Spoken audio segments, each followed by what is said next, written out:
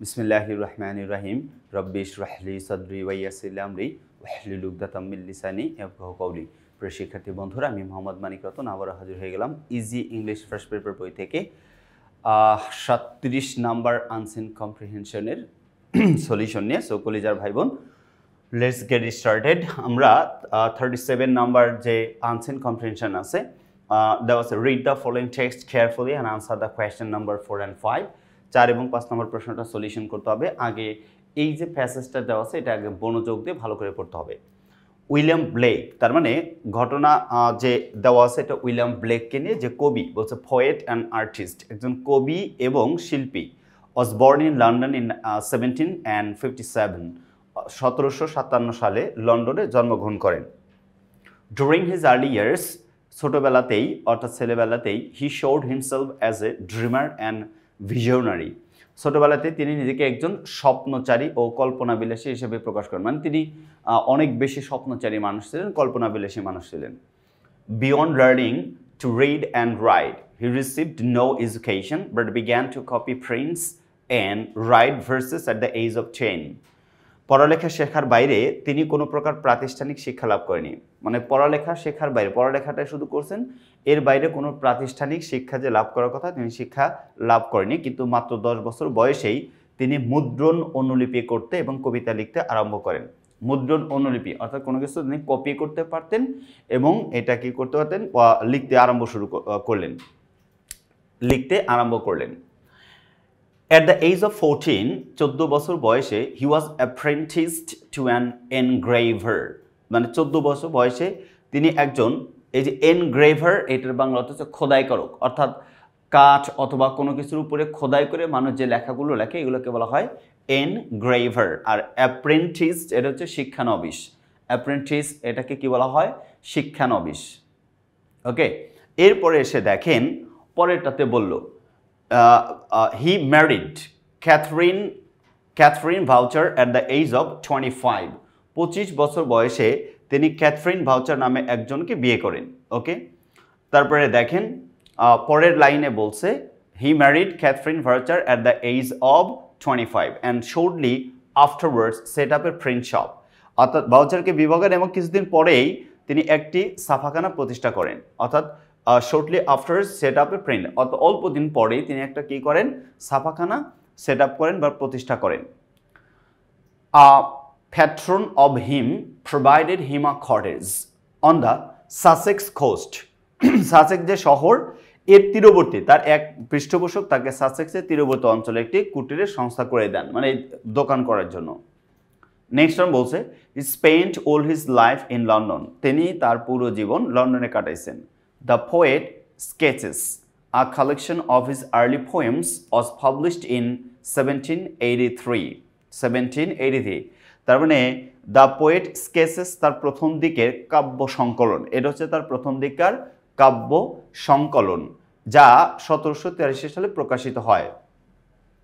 With the help of his wife, তার স্ত্রীর সহযোগিতা নিয়ে হি পাবলিশড, তিনি প্রকাশ করেন সং অব ইনোসেন্স ইন 1789। তার সহধর্মিনীর সহযোগিতায় 1789 সালে তিনি সংস অব সন বলছে সংস অব দেন দ্য বলছে ইনোসেন্স প্রকাশ করেন। সংস অব ইনোসেন্স কি করেন? প্রকাশ করেন। তারপর songs of experience was published 5 years later, 5 বছর পর সংস অব এক্সপিরিয়েন্স প্রকাশ করেন। His only book in pros named The Marriage of Heaven and Hell was published in 1790. এর 5 বছর পর সংস অব এক্সপিরিয়েন্স প্রকাশিত হয়। তারপরের ঘটনা 1790 সালে তার একমাত্র গদ্য গ্রন্থ the marriage of heaven and hell প্রকাশিত হয়। এটা কি হয়? প্রকাশিত হয়। His other book Milton was written in 1804, তার অপর গ্রন্থ মিল্টন 1804 সালে লেখা হয়। He died at his 69th years, 69 বছর বয়সে তিনি মৃত্যুবরণ করেন, মানে তার বয়স যখন 69 তখন তিনি কি করেন? মৃত্যুবরণ করেন। এই ছিল হচ্ছে উইলিয়াম ব্লেকের জীবন কাহিনী। এখানে তার বায়োগ্রাফিটা তুলে ধরা হয়েছে, তার যে কর্মগুলো এগুলো তুলে ধরা হয়েছে। তাহলে আমরা পুরো প্যাসেজটা পড়ে নিয়েছি। এবার আমাদের দায়িত্ব হচ্ছে আনসারে চলে যাও, অর্থাৎ 4 নম্বর কোয়েশ্চেন আনসারে চলে যাও। দেখি 4 নম্বরে কি বলা আছে দেখেন। 4 নম্বরে এখানে প্রশ্নে দেখেন বলা আছে complete the table below with information from the above passage. Patuakhali government jubilee high school 24। আচ্ছা, biography of George William Blake, অর্থাৎ জর্জ উইলিয়াম ব্লেকের বায়োগ্রাফি। আচ্ছা, তাহলে ওই বায়োগ্রাফি জীবন যে চরিত্র এটা আমাকে লিখতে হবে। ওকে, আচ্ছা, তারপর প্রথমটা বলছে নোন অ্যাজ, কি হিসেবে পরিচিত? তিনি একজন কবি এবং শিল্পী ছিলেন, poet and artist, poet and artist. তাহলে আমরা এখানে আনসার লেখার সময় লিখব পোয়েট অ্যান্ড আর্টিস্ট, লিখতে হবে poet and artist, artist, poet and artist, এটা এই হিসেবে, অর্থাৎ তিনি কবি এবং শিল্পী হিসেবে পরিচিত। ভালো কথা।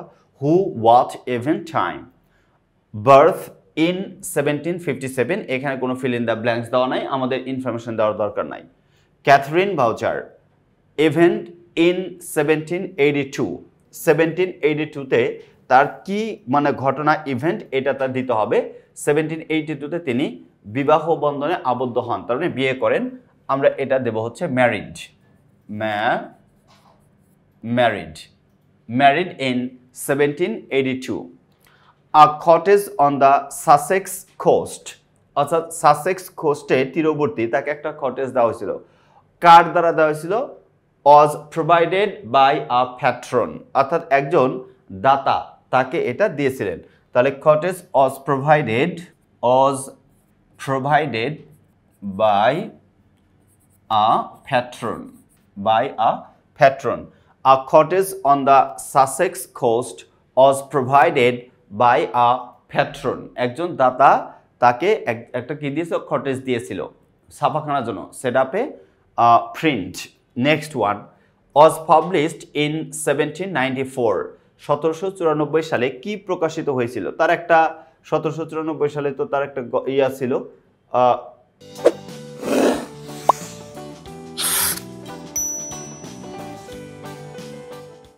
তার একটা কবিতা অথবা কাব্যগ্রন্থ যে কোনো কিছু। 1794, আচ্ছা 1794 আমরা বের করলেই আনসারটা পেয়ে যাব, নো ওয়ারি। ওকে, আচ্ছা দেখি 1794 সালে কোন মানে ইয়াটা বের করছেন। আচ্ছা, এখানে আছে কি না? 5 ইয়ার্স লেটার যেটা আছে ওইটার সাথে মনে হয় ইয়া হয়ে যাবে, দেখেন। আচ্ছা হ্যাঁ, দেখেন songs of innocence in 1789, songs of experience was published 5 years letter. এখানে কিন্তু সরাসরি 1794টা দেওয়া নাই, বাট আপনাকে বের করতে হবে, কারণ সং অব ইনোসেন্স ইন 1789, 1789 সালে হচ্ছে সং অব ইনোসেন্স প্রকাশিত হয়। ভালো কথা। এখন songs of experience was published 5 years later, আরও 5 বছর পরে সংস অব এক্সপিরিয়েন্স প্রকাশিত হয়। তাহলে 89 আর 5 কত হয়ে যায়? এটা 94। তার এই হিসাবটা আপনাকে অবশ্যই মেলাতে হবে, এবং পরীক্ষার কিন্তু এই টাইপের প্রশ্ন পরীক্ষা আসবেই ওভারশোর। তার মানে এটা লিখতে হবে সংস অব এক্সপিরিয়েন্স। তাহলে কি প্রকাশিত হয়েছিল? সংস প্রকাশিত হয়েছিল songs of experience, songs of experience was published in 1794। সরাসরি কিন্তু এই সালটা উল্লেখ করা নাই, অর্থাৎ মেনশন করা নাই, বাট 89-তে সং অব ইনোসেন্স আর আফটার মানে 5 years later was published songs of experience. William Blake dash in 1771, 1771, মানে 1771-এ কি হয়েছে এই ঘটনা বের করতে হবে। তো প্যাসেজে ফিরে যাই আমরা, 1771 সাল দেখলে আমরা বুঝতে পারবো যে কি হয়েছে। আচ্ছা, আর তার এখানে 1771 যেহেতু উল্লেখ করা নাই, তার মানে এখানে কোনো ঘটনা আছে যার সাথে অ্যাড করলেই আমরা আনসারটা পেয়ে যাব। ওকে, during his early years he showed himself as a dreamer and visionary. Beyond learning to read and write, he received no education but began to copy prints and write verses at the age of 10, 57-10-67। At the age of 14, আচ্ছা, at the age of 14 he was apprenticed to an engraver।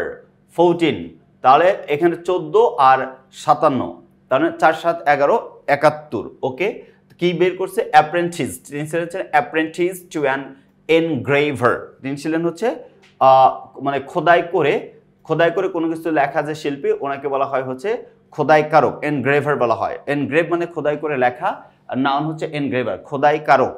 আচ্ছা, William Blake in 1771, তাহলে 1771, 14 বছর বয়সে ওনার যে ঘটনা, apprentice to an engraver হয়ে যান। কি হয়ে যান? অ্যাপ্রেন্টিসড টু অ্যান এনগ্রেভার। তাহলে আনসারটা লিখবো অ্যাপ্রেন্টিসড। আচ্ছা, এখানে I am sorry to say খুব সম্ভবত আনসার পরেরটা। ওকে, তাহলে আনসারটা হবে কি হয়ে গেছেন? অ্যাপ্রেন্টিসড টু অ্যান এনগ্রেভার, অর্থাৎ খোদাইকারক হিসেবে তিনি শিক্ষানবিশ এবং খোদাইকারক হন। এই ছিল হচ্ছে তার মানে উইলিয়াম ব্লেকের আনসিন প্যাসেজের প্রথম আনসার। আচ্ছা, দ্বিতীয়টাতে যদি যাই, কি দেওয়া আছে, এটা হচ্ছে Nawabganj girls high school, Chapai Nawabganj, এটা হচ্ছে 22nd, অর্থাৎ 2022-এর প্রশ্ন ছিল। ওকে, নো প্রবলেম। তাহলে আমরা এটা যদি সলিউশন করি কি পাই দেখি। According to the passage information যেটা পাবো সেখান থেকে আমাদের আনসারটা লিখতে হবে। ঠিক আছে, 2 নাম্বারটা দেখবো ইনশাল্লাহ। ঠিক আছে, 2 নাম্বারে গিয়া known as poet and artist, এটা তো দেওয়া আছে। Life span 1757। আচ্ছা, 1757 জন্ম, আর মৃত্যুটা 1826, 1826। তাহলে 1826। Who, what, event, activity, time, when, place, where, subject, speciality, এগুলো দেওয়া আছে অপশন। যেখানে শূন্যস্থান থাকবে সেখান থেকে আমাকে অর্থাৎ শূন্যস্থানের জায়গায় আমাকে ইনফরমেশনটা দিতে হবে according to the passage. Patron of William Blake. আচ্ছা, উইলিয়াম ব্লেকের একজন patron, data. Event or activity কি দিয়েছিল? একটা ওই যে সাসেক্স শহরের কোস্ট, মানে সাসেক্সের কোস্টে একটা কটেজ দিয়েছিলেন। কি দিয়েছিলেন? একটা কি দিয়েছেন? কটেজ। তার প্রোভাইডেড হিম আ কটেজ, অথবা প্রোভাইডেড অথবা gave him a cottage, provided him a cottage, provided him a cottage on the Sussex coast. Number 3, dash was published in 1783. Subject or specialty, তাহলে কি প্রকাশিত হয়েছিল? গল্প যদি আমরা যাই, এটা দেওয়া ছিল হচ্ছে দ্য পোয়েট স্কেচেস। আচ্ছা, আনসারগুলো নিচে তো দেওয়াই আছে, দেখেন 3 নাম্বারের আনসার দিকে তাকান, আমি টিক চিহ্ন দিয়ে দিছি। The poet sketches was published in 1783। আপনি যখন আনসার বের করবেন, প্যাসেজ থেকে 1783 সালটা দেখলে আপনি এখান থেকে আনসারটা খুব সহজেই বের করতে পারবেন। দ্য পোয়েট স্কেচেস, এরা হচ্ছে ইন 1783। আর 4 number subject or speciality, collection of his early poems, collection of his early poems. আচ্ছা, last one, William Blake published song of innocence with the help of his wife in 1789। অর্থাৎ এই যে 5 number, এটা হচ্ছে answer 1789। তার মানে প্রথমটার answer 1826, দ্বিতীয়টার answer provided him a cottage, the poet sketches, collection of his early poems in 1789, অর্থাৎ সাল আছে ইন 1789। এই ছিল হচ্ছে আনসার।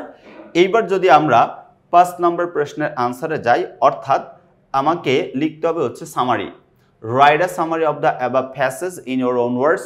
এই কিভাবে লিখতে হয় সামারিগুলো, এটা আমরা প্রথম দিককার ক্লাসগুলো থেকে শুরু করে প্রত্যেকটা ক্লাসে আপনাদেরকে আমরা জানিয়ে দিছি। বাট আবারও বলি, একটা প্যাসেজ থেকে সামারি লেখার সময় প্যারাফ্রেজিং করতে হবে। আপনি সিনোনিম ইউজ করতে পারবেন। আপনি হুবহু যে সেন্টেন্সগুলো আছে, সেন্টেন্সগুলো আপনি লিখতে পারেন না। হুবহু সেন্টেন্স লিখতে কিন্তু আপনাকে ফুল মার্কস দেওয়া হবে না, নাম্বার দেবে না, দেবে কিন্তু কম। তো ফুল মার্কস পাওয়ার জন্য আপনাকে অবশ্যই প্যারাফ্রেজিং করতে হবে, সিনোনিমাইজ করতে হবে। ইনফরমেশন যেগুলো আপনার কাছে সবচেয়ে গুরুত্বপূর্ণ মনে হয় সেই ইনফরমেশনগুলো অ্যাড করতে হবে। কি মাধ্যমে? আপনি কমপ্লেক্স বাক্য তৈরি করতে পারেন, অথবা আপনি সিম্পল বাক্য তৈরি করতে পারেন। ধরেন কমপ্লেক্স দেওয়া আছে, আপনি সেটাকে সিম্পলে পরিবর্তন করতে পারেন। প্যাসিভ দেওয়া আছে, অ্যাক্টিভে পরিবর্তন করতে পারেন। অথবা দুইটা সিম্পল, প্রথমে মাঝখানে একটা তথ্য আপনার কাছে গুরুত্বপূর্ণ মনে হয়েছে, শেষের দিকে একটা তথ্য গুরুত্বপূর্ণ মনে হয়েছে, দুইটা তথ্যকে অ্যাড করতে হবে আপনার সেন্টেন্স পরিবর্তনের মাধ্যমে অ্যাকর্ডিং টু দ্য স্ট্রাকচার, অর্থাৎ সিম্পল, কমপ্লেক্স এবং কম্পাউন্ড। তার মানে গুরুত্বপূর্ণ তথ্য হচ্ছে আপনাকে মানে প্যারাফ্রেজিংটা জানতে হবে যে প্যারাফ্রেজিং আমরা প্রত্যেকটা প্যাসেজে প্যারাফ্রেজিং করে এখানে দেখানো হয়েছে হোপসো আপনাদের এই যে সামারি লিখার কোনো প্রবলেম হওয়ার কথা না দেওয়া আছে দেখেন the poet and artist William Blake was born in London he was married to Catherine Boucher Blake was a dreamer and visionary since his early ছোটবেলা থেকে অনেক বেশি স্বপ্নচারী এবং কল্পনাবিলাসী মানুষ ছিলেন Despite having no formal education, he started composing verses at the age of 10. His first publication was The Poet Sketches in 1783. এগুলো information গুরুত্বপূর্ণ His other works were Songs of Innocence and Songs of Experience. His only prose was The Marriage of Heaven and Hell. He also wrote another book named Milton. He died at the age of 69. ওই যে Breath at His Last, তারপরে Passed Away, প্রত্যেকটা আমরা ডায়েডের পরিবর্তে breadth এট his last দিতে পারেন তারপরে হচ্ছে ফার্স্ট অ্যাওয়ে দিতে পারেন মানে সিনোনিমাইজ আপনি ব্যবহার করবেন তবে যখন আপনি ডায়েডের কথা লিখবেন আমি সবসময় সাপোর্ট করব ফার্স্ট মানে প্যাসেজে তো ডায়েট দেওয়া থাকবে আপনি ফার্স্ট অ্যাওয়ে ব্যবহার করবেন অথবা ব্রেথ এট লাস্ট ইউজ করবেন অথবা প্যাসেজে যদি মানে ফার্স্ট অ্যাওয়ে দেওয়া থাকে আপনি ডায়েট ইউজ করবেন অথবা আপনি শেষের লাইনে গিয়ে যে মৃত্যুর ঘটনা এইটাতে আপনি ব্রেথের লাস্ট ইউজ করবেন তার মানে সিনোনিমাইজ একটু ইউজ করবেন এতে ভ্যারিয়েশন আসবে আর সবসময় মনে রাখতে হবে মানে বোর্ড স্ট্যান্ডার্ড রুলস হচ্ছে একটা আনসেন কম্প্রিহেনশনের 1/3 অফ দ্য প্যাসেজ লেখা রুলস অনেকে বলে ভাইয়া কয় পেজ লিখবো অর্ধেক পেজ লিখবো আরও ছোট করব কয় ওয়ার্ড লিখবো এরকম কোনো তথ্য দেওয়া নাই বোর্ড স্ট্যান্ডার্ডে বলা আছে 1/3 অফ দ্য প্যাসেজ একটা প্যাসেজের 3 ভাগের 1 ভাগ লিখতে হয় এবং আমরা মানে কোন তথ্যগুলো আপনার কাছে গুরুত্বপূর্ণ মনে হয় সেই তথ্যগুলো দিয়ে লিখলেই হবে লেখার ভ্যারিয়েশন থাকবে আমাদের এটা লিখতে দিচ্ছি এখন আমরা এইটা লিখে দিছি 15-20 মিনিট আধা ঘন্টা পর আমাকে লিখতে দিলে দেখবেন আমার মানে পূর্বে এইটা লেখার সাথে নতুন করে যেটা লিখবো তার সাথে দেখবেন মানে 15 থেকে 20% মিল নেই মানে তথ্যের কিংবা লেখার ভ্যারিয়েশন তার মানে সবচেয়ে সহজ কথা সামারিটা বিভিন্নভাবে লেখা যায় it depends on you so আমরা যেভাবে লিখছি আপনি যদি আমাদের লেখা ইজি ইংলিশ ফার্স্ট পেপার বইটা সংগ্রহ করেন ডেফিনেটলি এটা যদি পারফেক্ট ওয়েতে অ্যাপ্লাই করতে পারেন আপনি ফুল মার্কস পাবেন there is no doubt so দেখা হবে পরের এপিসোডে আল্লাহ হাফেজ আসসালামু আলাইকুম